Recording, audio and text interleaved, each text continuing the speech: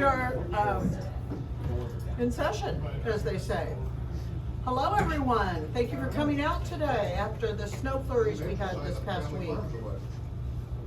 I'd like to call Greg Silver up for our pledge and thought for the day. Greg? Thought for the day. We've already had some thoughts for the day.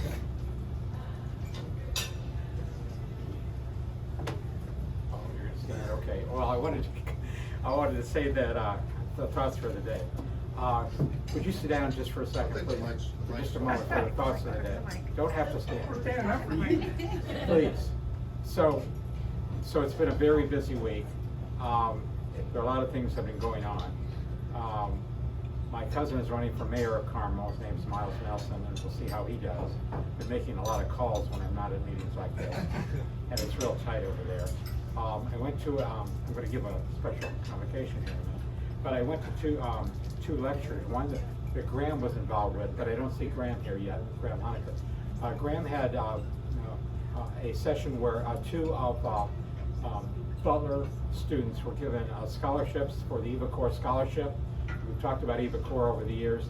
The scholarship at Butler entails money for travel and credit and to go abroad to study the history of the Holocaust in a particular place. And this one student went to Italy, and the other one went to Germany, and they gave their reports.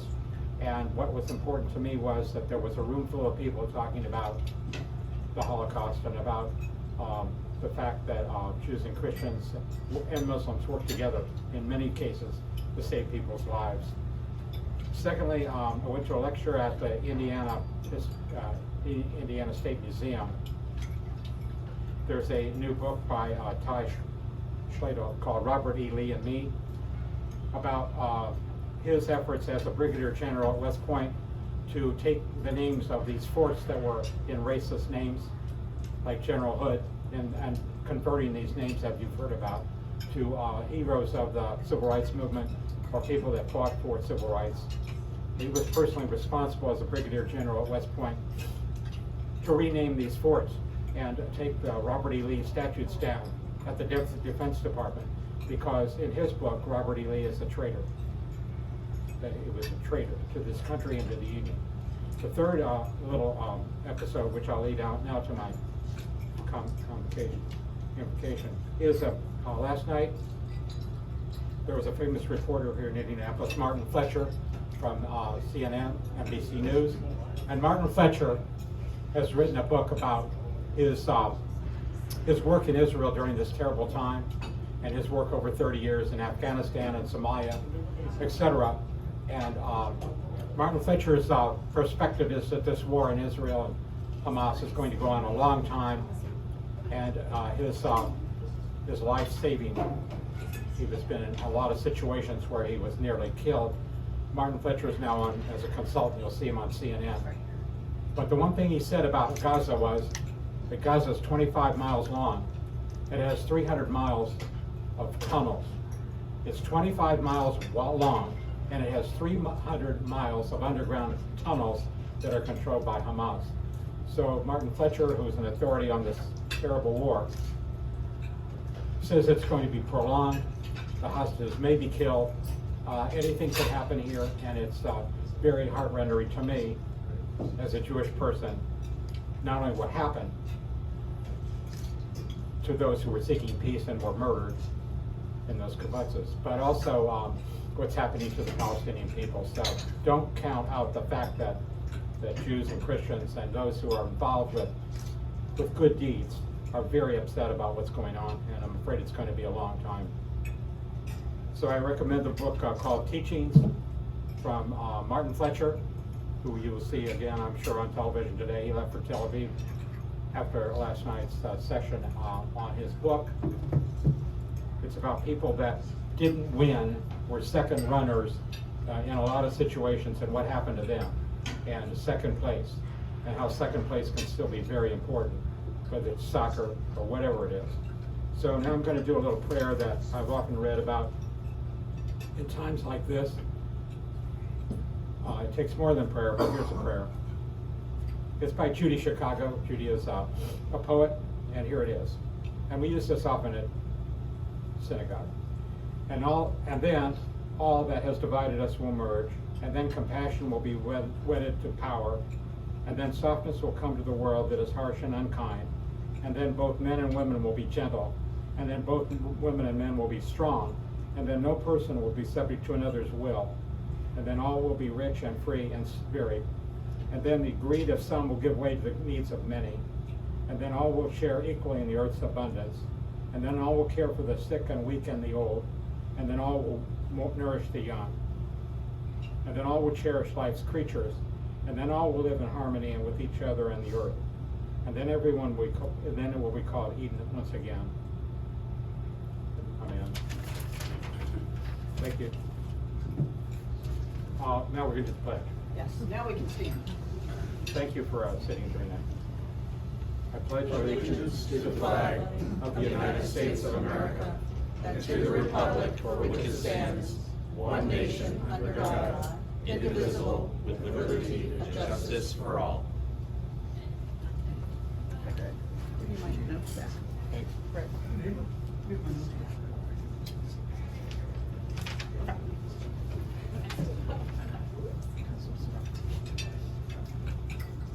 As many of you know, we lost a great Kiwani in the past couple of weeks, Chick born. We're circulating a card to be sent to his family, so if you have a moment before you leave today, it's on the table out there. If you would sign it, I'm sure the family would appreciate that. We'd like to celebrate anniversaries of some Kiwanians. Past President Gene Cease, 54 years. Howard Cauldron, 41 years. Bob Moore, 4 years. And Club Board member Art Kodroff, who's here today, 3 years. Congratulations, Art. We're submitting the members roster for Kiwanis International. 83 of you have paid. If you've not, please do so ASAP, so we can keep you on the roster. So contact Kelly if you've got any questions on that. Our next monthly member meetup for social supper is in Broad Ripple at Binkley's on November 13th at 5:30. That's before Turkey Day, so you should all have time for that.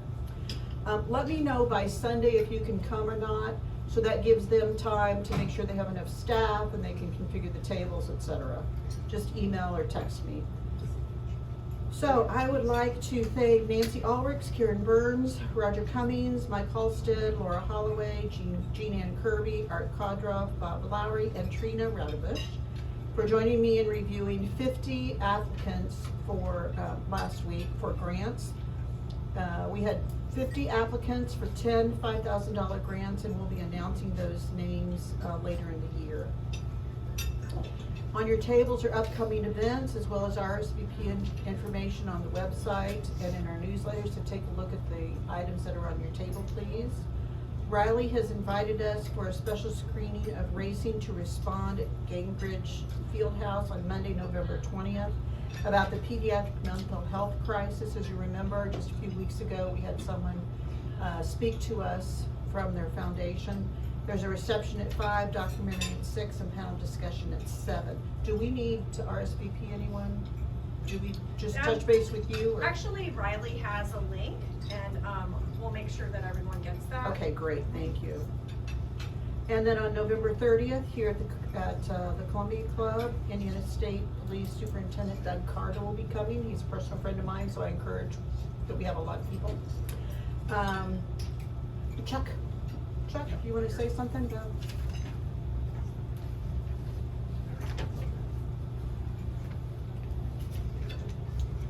I'm going to lean forward like our president to make a point. Okay, this history quiz. The historic significance of December 7th. Anybody know? Pearl Harbor. Excellent, very good. How about the year? Anybody know what the year? 1941. Very good. Our guest here. Okay, so December 7th, 1941. Let's add 82 years. And we have our Marion County Colts Banquet, which is December 7th, 2023, coming up.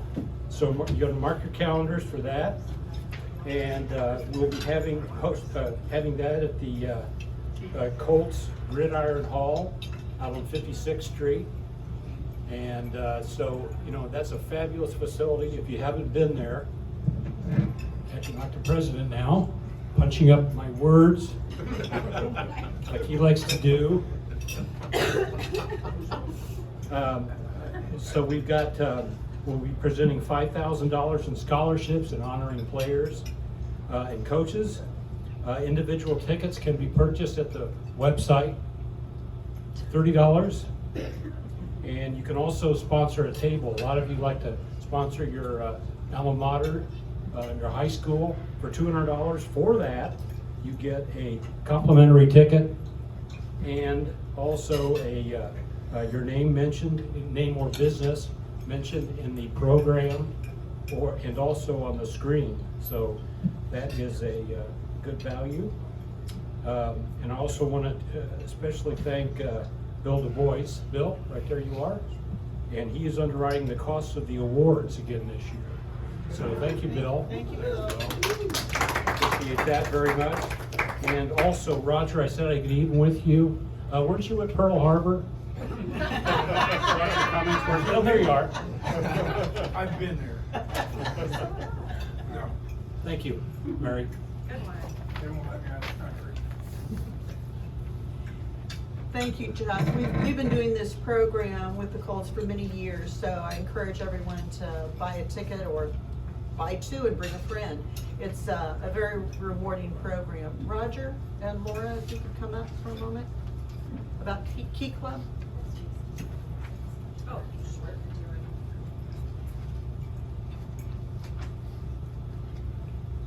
Ladies first. What Key Club week? Sure. Okay.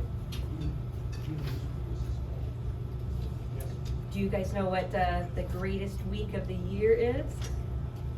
Key Club Week. Yes, that's next week, the greatest week of the year. Each day, the Key Club members all around the world celebrate and do something different to further the values of Key Club. So they show their spirit for Key Club. They invite people that are not a part of the club to take part in it and include them. And there's a Kiwanis Family Day, that's us. So if you know Key Club members or if you're a part of a Key Club, reach out to them and see how they're doing. Follow them on social media. A lot of this is going to take place online, so you can just follow along and they'll love it. So, you want to add anything else?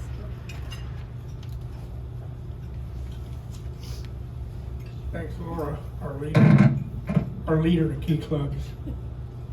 Has kept me learning. We do have 3 Key Clubs, I think I'm correct. Speedway, Prairie Township, Prairie Meridian High School, and Shortridge is our newest one. This weekend is Key Leader Weekend, which Laura's going to spend the weekend with thousands of kids up to Tecumseh Park near Delphi. We have 4 going from Shortridge. Prairie Meridian has 6. And I'm not sure about Speedway, whether they got anybody going or not this weekend. Yeah. Then we also, what I want to tell you is about a Harshman Middle School Builders Club we have. And you'll see some cards on your tables. These are thank you cards from the kids there, group, for a bowling outing we sponsored. And I'm gonna read you this one because it's kind of funny. Thank you for the opportunity to be able to go to the bowling alley. It was so much fun to spend time with my friends and bowl.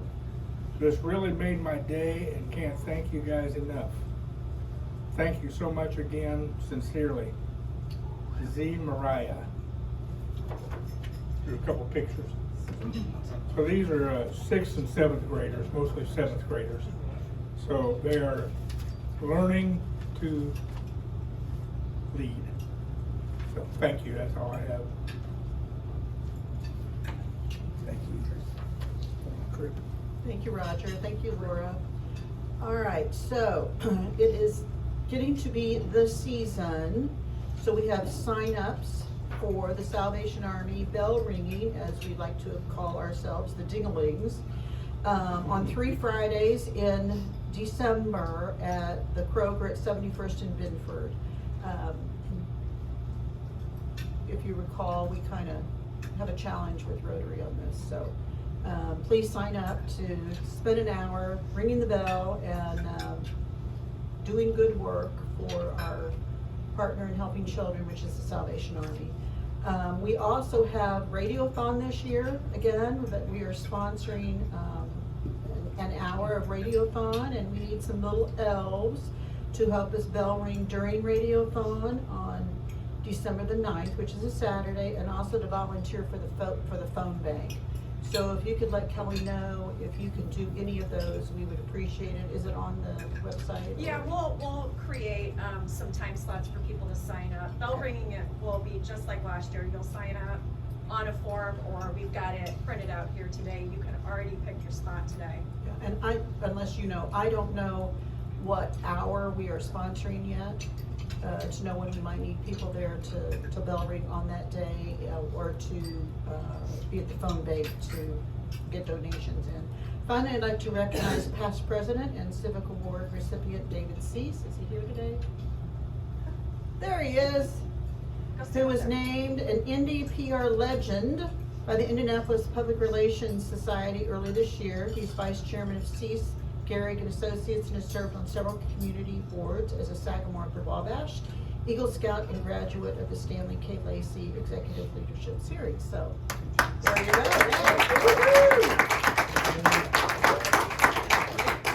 At this time, I'd like to hand the program over to Graham, who will introduce our speaker.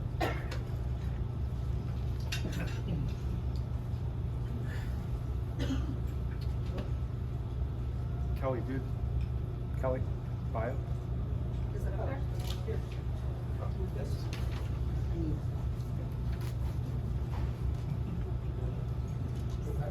Good afternoon, everybody. Great being with you. To set the record straight, the bell ringing is not some little tiddlywinks competition with Rotary. This is he's looking at me like, who is this guy? This is a very competitive, I don't know if, God bless him, rest in peace, Bob Knight. Let's get after it this year and beat Rotary. So I want to win the contest. It is an honor. Much enough, Graham. It's an honor to introduce to you Ashton Gleckman, a Carmel native composer and filmmaker who began his career in music as a solo artist and performer at the age of 6, a film composer beginning at the age of 15, and founded Blackbird Pictures in 2019. His project that premiered at the Heartland Film Festival, We Shall Not Die Now, chronicled the Holocaust, exploring stories of survival, tragedy, hope, and resilience through one of history's darkest chapters. He interviewed Benjamin Ferencz, the last living prosecutor from the Nuremberg trials. As a reminder, we are welcoming Dr. Stacy Gallin from the Ferencz Institute on December 14th to talk about an initiative she is working on with student athletes in combating discrimination and anti-Semitism. But Ashton's YouTube channel, Behind the Score, has 49,000 subscribers. You've likely seen him recently in the IBJ, or heard him on the IBJ podcast, Carmel Monthly Magazine, about his 8-part docu-series Kennedy, which comes to the History Channel in a few weeks, marking the 60th, it's hard to believe, anniversary of the death of JFK. Let's give a warm Kiwanis welcome to Ashton Gleckman.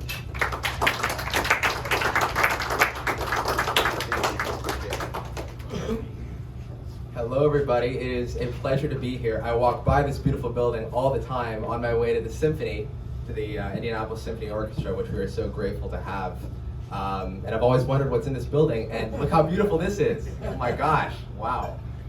So I'm so glad to be here to talk a little bit about my series Kennedy. So this is an 8-hour epic chronicle of JFK's life and legacy. And basically, I figured that so many documentaries that are made nowadays, and especially over the last 6 decades, have been about Kennedy's assassination. And the more I thought about Kennedy, and especially those great quotes from his speeches, I always thought about his life and about the way that he lived, not about the way that he died in Dallas in a horrifying, tragic way. So I wanted to make sort of this celebratory exploration through American history through the eyes of one of our great leaders, John F. Kennedy. So I've basically been living with this person for 3 years. He's been in my editing studio, he's been in my music studio as I've been writing the score, and I've gotten to know John F. Kennedy very well. But I'd love to talk just a little bit about my life so far leading up to Kennedy. So this is me at age 5 or 6, reading a behind-the-scenes book about the Da Vinci Code. So I've always been very interested in history and movies and all that kind of stuff. And I was on a road trip on the way to Wisconsin. This is my family here. So my younger sister Summer, my older sister Ariana, my mom Jennifer, who's here, my dad Ari, who's there. And I basically grew up. I've lived in Carmel my entire life. So I'm proud to be a Hoosier, very proud. Next slide. So this is another great example of one of the things I'm very grateful for growing up, is that my dad and my mom both were enthusiasts of cinema and movies and music and also of history. So like this is an example, we were at the Smoky Mountains, and instead of walking by all those little plaques that are at the side of the road describing what things were, you know, you could see my dad reading this to me and talking about the history of the Smoky Mountains. So this is the sort of upbringing I'm glad I had, that appreciation for history, which I think is so important, especially as we move forward. So this is my first guitar I ever got at the age of, I believe, 6. And as soon as I held that guitar, I fell in love with it. And I started listening to Pink Floyd and Led Zeppelin and Van Halen, and then, you know, some of the great American songbook songs, and then I mean, all of those great guitar players. If you go to the next slide. This is me at the age of 8 in, I believe, Narragansett.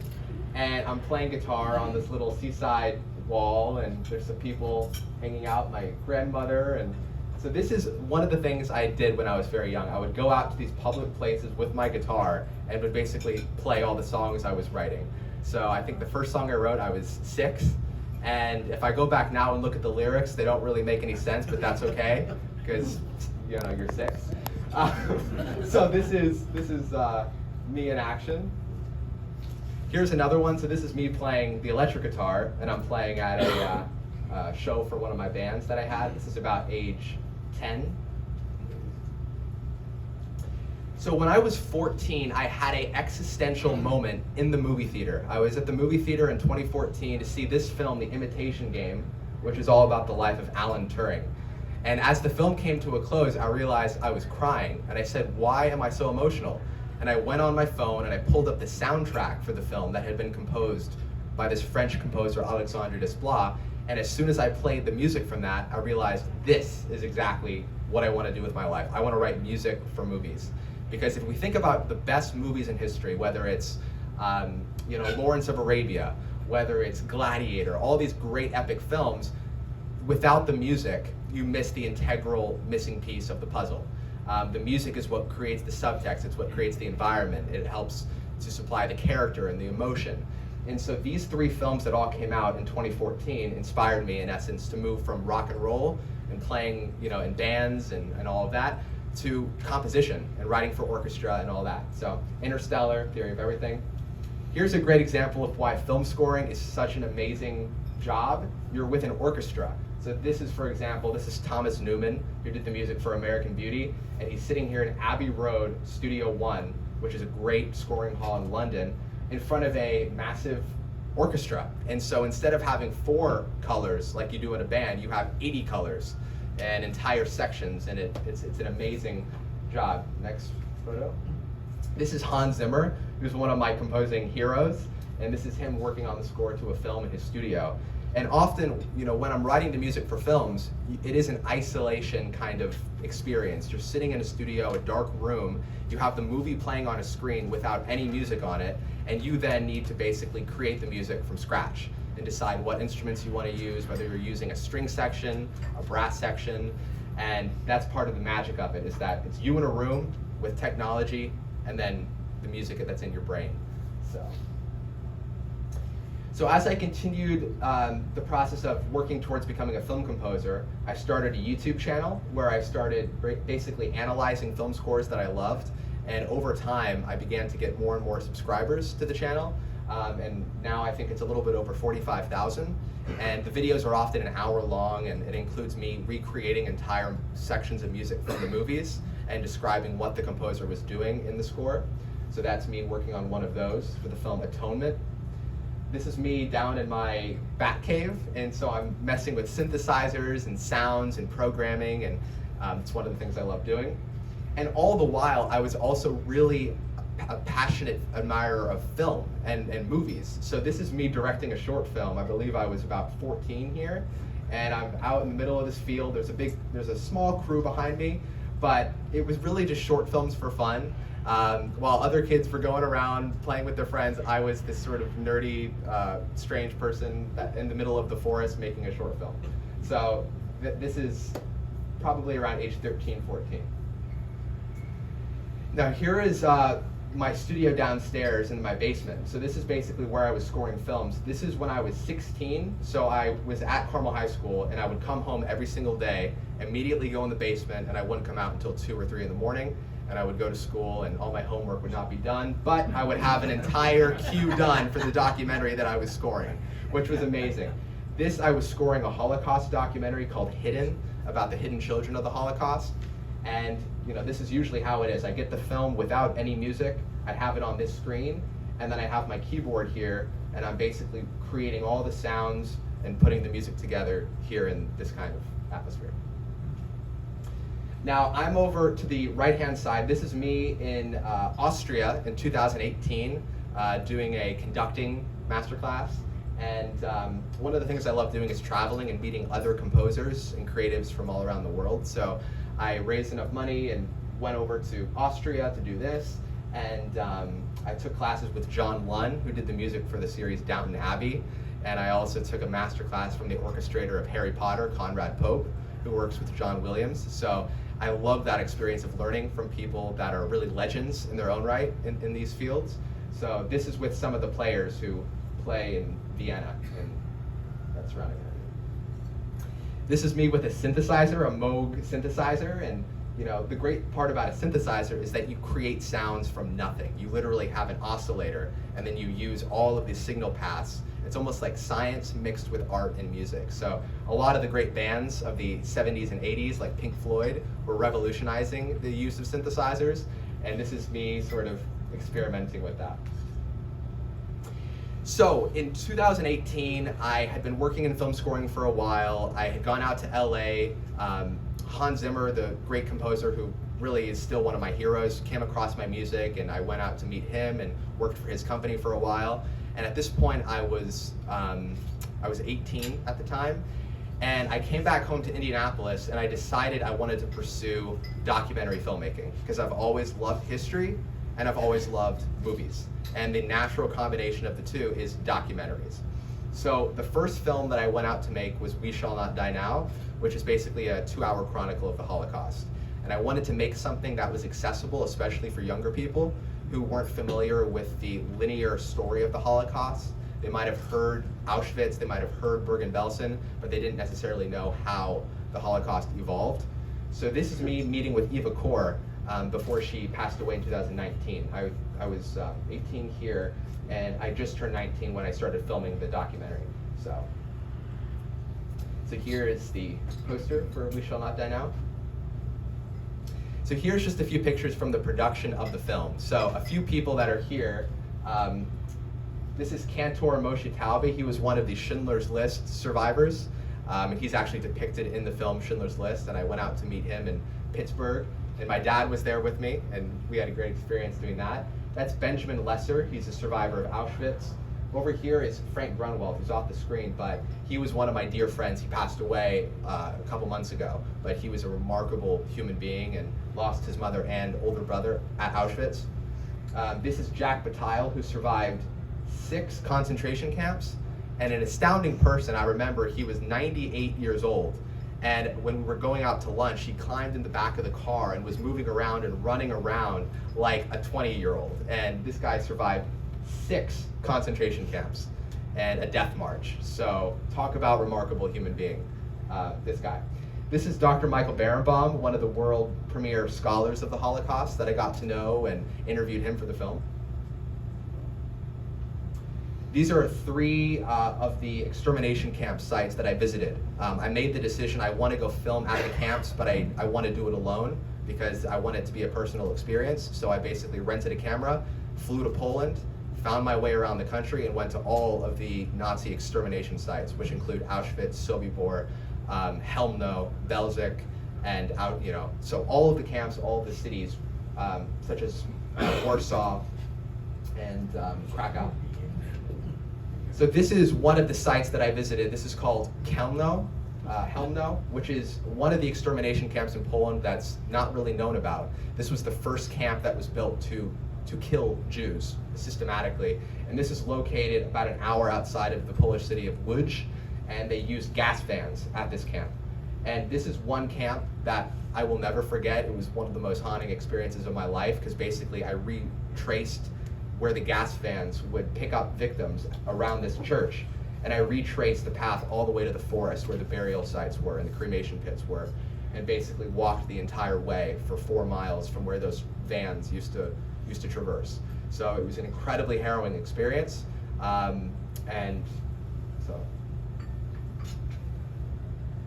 can you go ahead and click play on this? This is the trailer. This is the trailer for the film. You're just gonna select the video. Oh, just literally hit it. Still training you, No Jew was left alive for lack of transport. These people managed to find time or to find cars to get the job done. And no one in this system failed in that task. I taught my children love and not hate, but I could never forget. I could never forgive.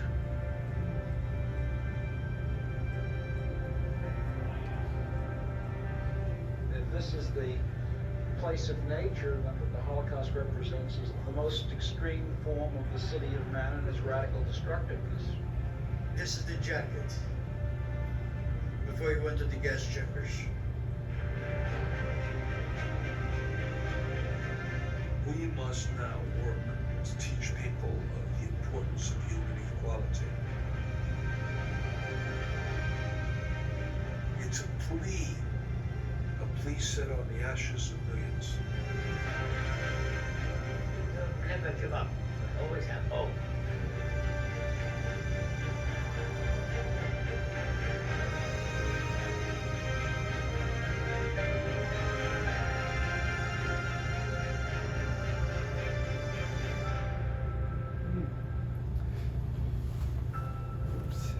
No Jew was left alive for lack of transport.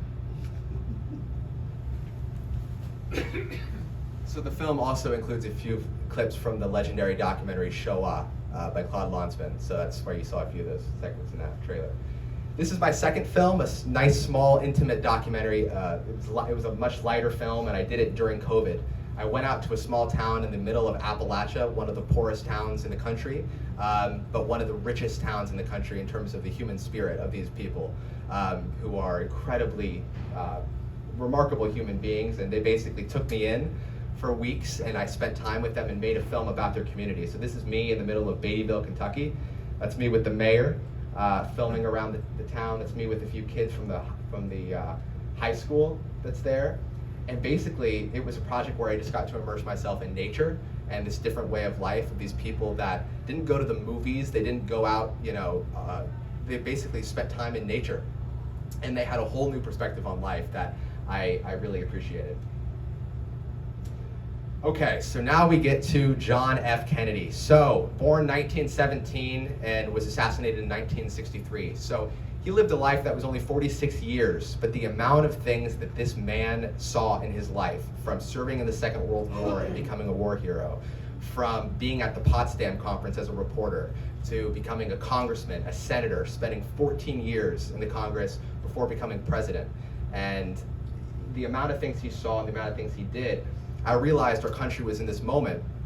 I would turn on the news every day and it was one depressing thing after another. So I said, we need a story that has a little bit of hope and positivity about what politics can be and about what we could be if we just work together. So John F. Kennedy was basically my vessel for that.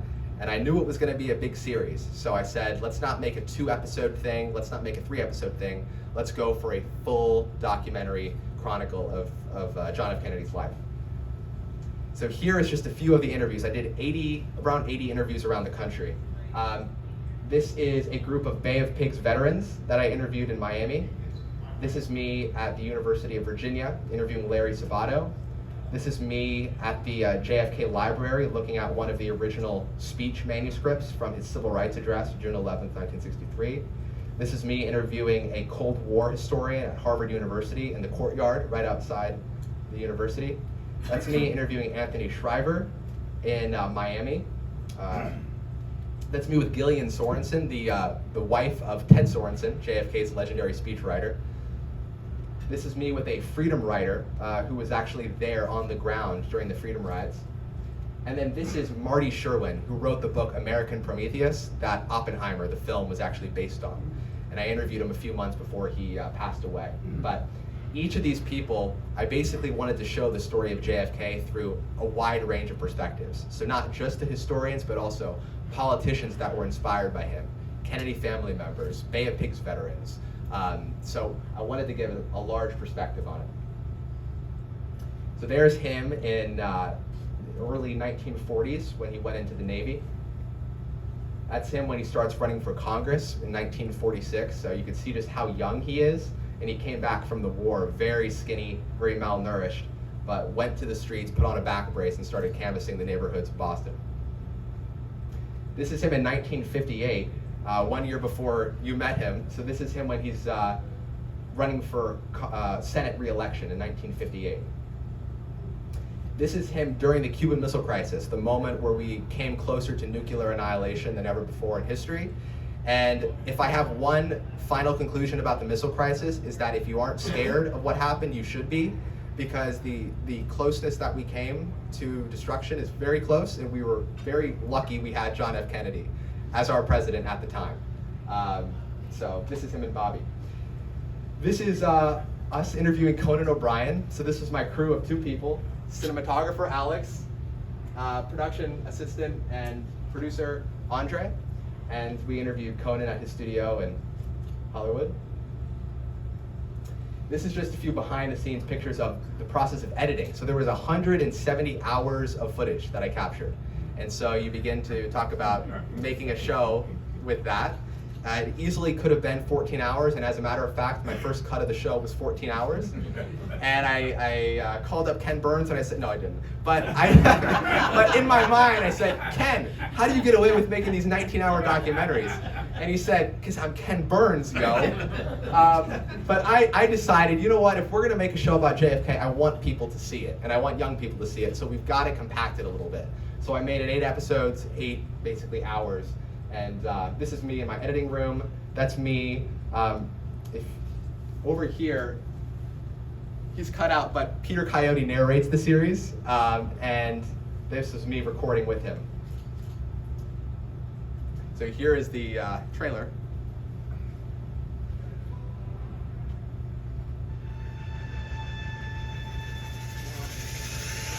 What was it about that guy?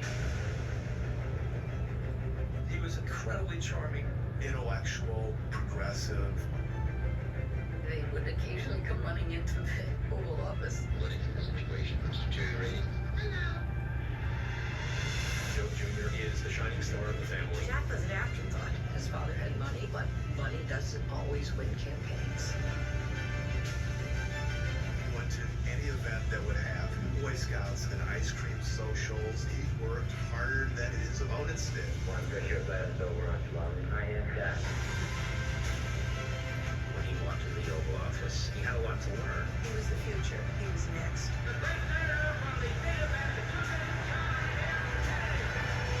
The History Channel documentary event, Kennedy, premieres Saturday, November 18th at 8, only on the History Channel. So there's thank you. Thank you. So So that's the series that's coming out, and I can't wait for you all to see it. This is the film I'm working on right now. So you guys might have heard of Clint Hill, who was Jackie Kennedy's agent. He was the guy on the back of the limo when Kennedy was assassinated. He was with 5 presidents, was the head of the Secret Service protection for LBJ at the height of the Vietnam War, and I'm making the film about his life right now. So this is called Agent Number 9, and we just finished filming a month ago, and I'm now in post-production and all of that. So. The score? I took the job, I'm sorry. To all the other composers out there. Excellent. So there is Clint Hill, 91 years old, filming with him. This over here is me at the White House, which talk about a weird moment of surrealism, standing outside the Oval Office. And then Joe Biden walks by, and I'm like, whoa. So there's Clint Hill in Dallas on November 22nd, 1963. He climbs onto the back of the limousine as the car begins to speed off towards Parkland Hospital.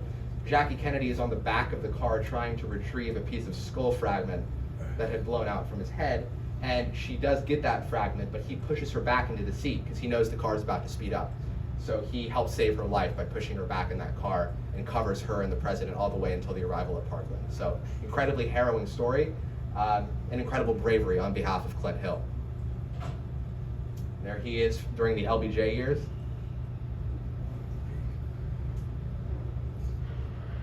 And then there's me again in my studio. And one of the questions that some people ask me sometimes is, well, do you want to be a composer or do you want to be a filmmaker? And all I say is, I want to be a storyteller. And you can tell stories with music and with film. And for me, they cross paths. So I just want to keep telling stories I'm passionate about. It could be in documentaries, it could be in scripted films, but it's what I love doing, and I can't wait for all the other stories that are out there.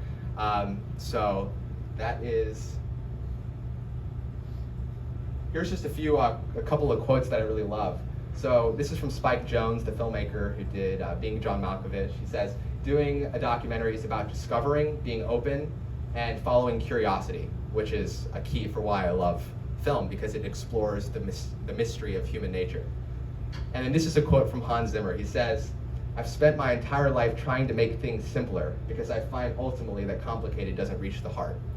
And I thought about that a lot, and I'm like, wow, the best speeches in history, the best music in history in some way has those small ideas that in some way relate to us personally. So I also try my best to make things as simple as it can so that it can reach more people and all that. So that's just a little bit about my life and journey, but I would be very happy to answer any questions you have. So thank you very much. Yeah.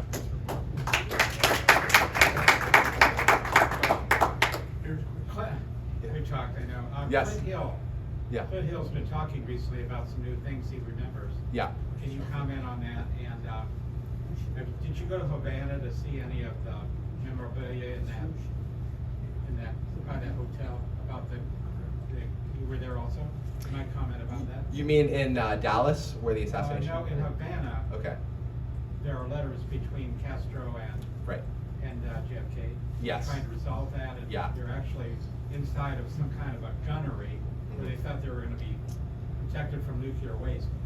Right. I know you. Yeah. Very cordial. Yeah. So basically, no, I did not go to Havana, but one of the things I did try to do was speak to people that, again, were sort of on the ground during the Bay of Pigs. So I interviewed the veterans who were there, and I asked them about what it was like being on the ground when JFK is over here in the Oval Office, commanding the Bay of Pigs from a very large distance. So rather than just doing a documentary that touched the surface, I wanted to try to dig into it, but I would love to go to Havana. But Clint Hill, yeah, he, I believe it's his associate Paul Landis that's been talking out about different things he remembered, which Clint Hill disagrees with in terms of the two memories of people happened 6 decades ago. So I imagine it's from a memory standpoint, but yeah, I'm with Clint. He thinks there's more than one shot. Yeah, it's a complicated story, but yes. I had 2 questions. One of which is the streaming service I have, YouTube channel. I checked last night. Does not get the History Channel. Yes. So where would be a good place to see this? It's a great question. So one of the things is that after it airs, it's all going to be available on video on demand. So wherever you rent TV shows or movies, like Amazon Prime, iTunes, Apple TV, it'll all be available on there. And also, I believe like Hulu has a live TV option that you can pull up on Hulu as well. So you could use any of those. But Thank you. Other question was, there have been a lot of books written about John Kennedy. Yeah. And when I was at the JFK Library in Boston about 30 years ago, the book that I got there was called Johnny, We Hardly Knew You, which was written by Dave Powers. Dave Powers. And your comment about his running for Congress reminded me of that. Because the book is basically Dave Powers met him when he was just starting the campaign. Right. And the part that I remember, one line I guess out of the book was, he said, I was with him from that first day I met him in 1946 until November of '63. Yeah. Just a great book that I highly recommend. Yeah. Speaking of Dave Powers, so he was a Bostonian. He had that rich Boston accent. And when Kennedy was assassinated, Clint Hill told me this because he spent time with Jackie. He was her head of Secret Service for a year after the assassination. She said that Jackie would have Dave Powers come over to the house and just talk to John Jr. because he wanted John Jr. to grow up with that Boston accent that Jack had. So it's a powerful connection. You were amazing, and you are an asset to this region. Oh, jeez. I wish this room had just been packed for people to hear you. The Holocaust movie, was that shown on History Channel? Is that available? Is that in the library? So that's available on Amazon Prime. So if you have Amazon Prime, you can find We Shall Not Die Now on there. Yeah, but it played at Heartland. Thank you for being here. Thank you very You're much. amazing. I appreciate it. Yes, sir. So you had 17 hours of original footage. Yeah. You must have done even more research that didn't even make it into the 17 hours. What are maybe 3 things that didn't make it into the 8 hours that you wish to? Ooh, you know, the one big thing that I had to cut out was basically the detail of the events. So for example, in episode 7 of the series, we talk about the Birmingham campaign. You know, if you remember Bull Connor with the fire hoses that happened. It was a very harrowing images that JFK saw, which inspired him to give the civil rights speech. I had a 20-minute sequence where I went to Birmingham and interviewed people that participated in that. And that all got cut down to like 2 minutes. So that's what I'm talking about in terms of the detail that I had to pull out. But at the same time, I knew that if the series was going to reach a wider audience, it needed to be accessible.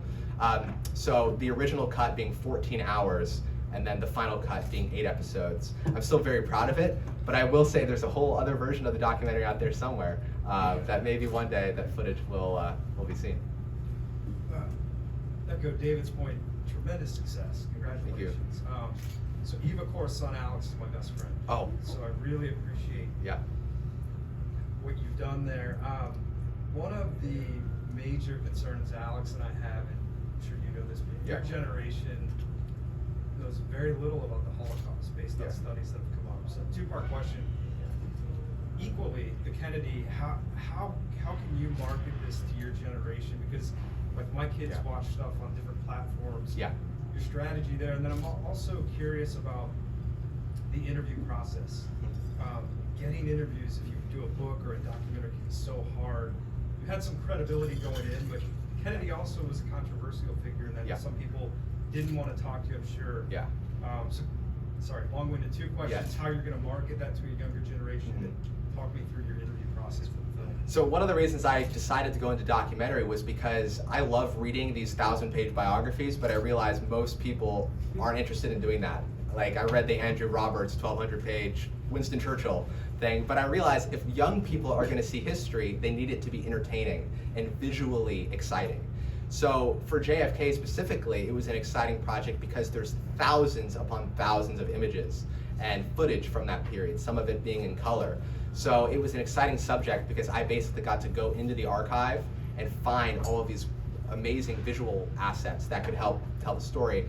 But I think it's finding a way into because again, we have content nowadays. We have Netflix, Amazon, HBO, Hulu, network television, which is suffering a little bit right now.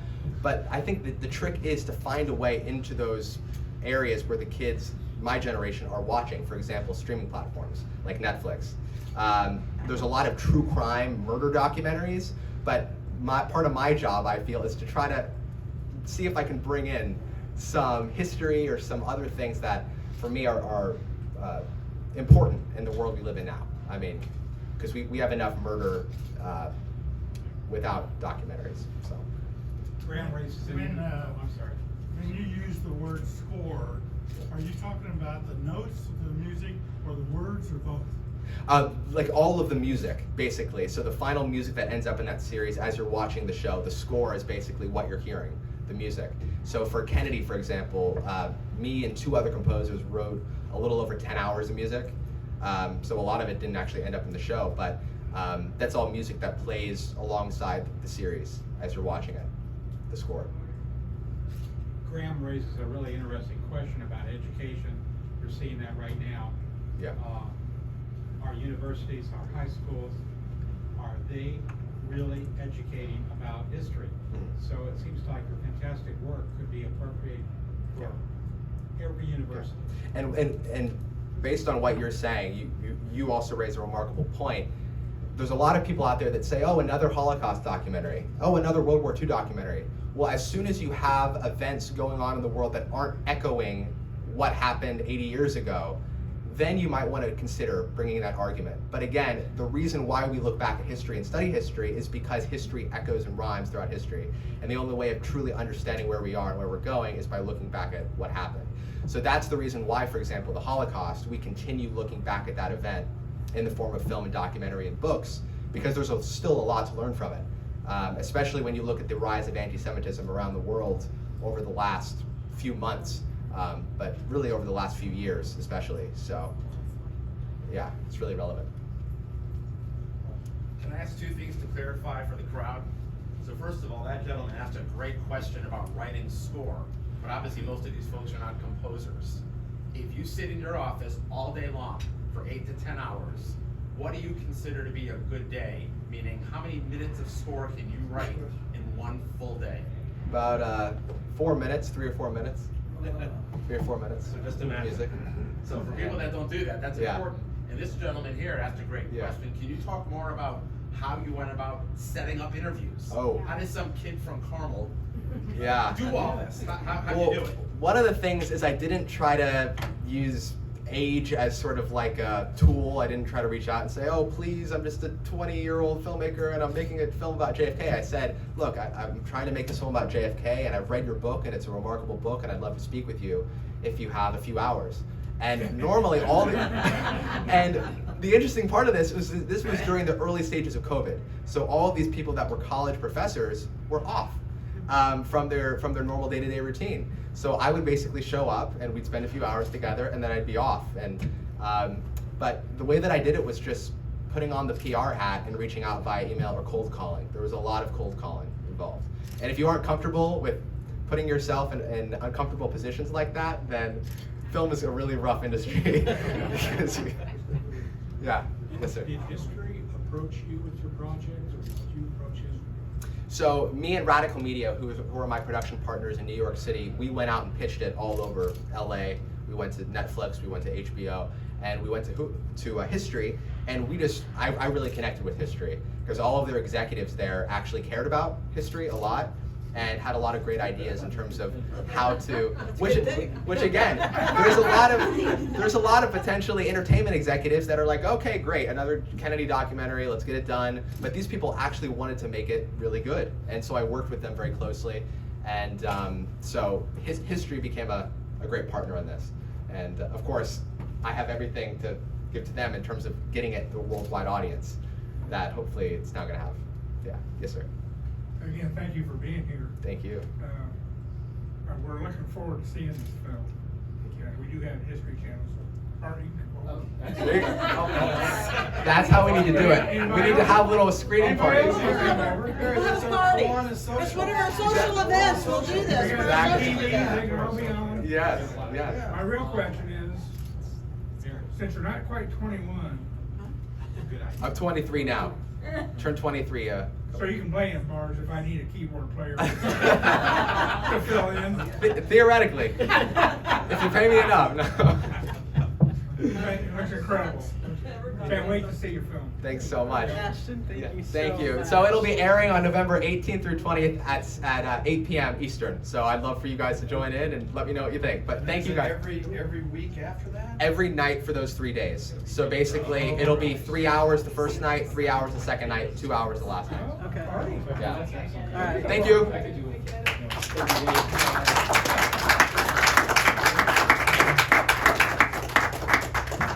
This was just a phenomenal program, and to your mom and dad, being proud obviously is an understatement for both of you.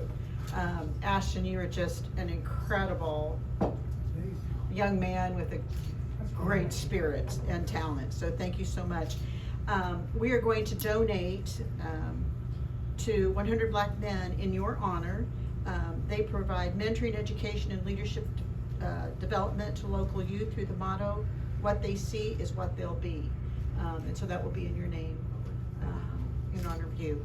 So as you know, we're going to end with the words of wisdom, puns, dad jokes, etc. So, word of wisdom from Thomas Jefferson.